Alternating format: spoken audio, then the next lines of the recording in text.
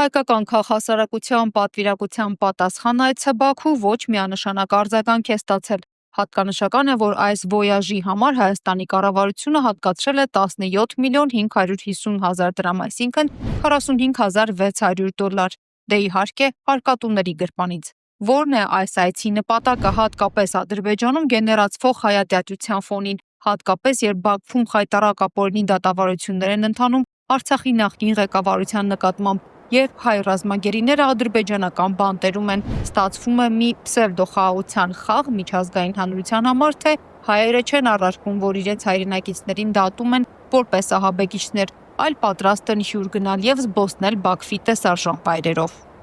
Увидели Баку.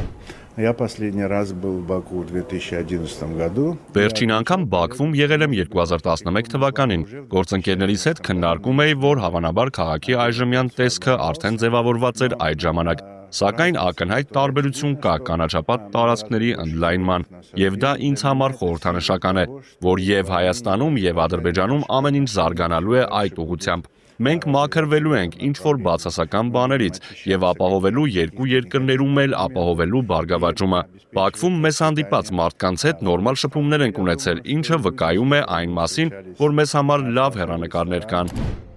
Քաղաքագետ Սամվել Մելիքսեթյանն էլ պատմել է Բաքվում հայկական եկեղեցի այցից։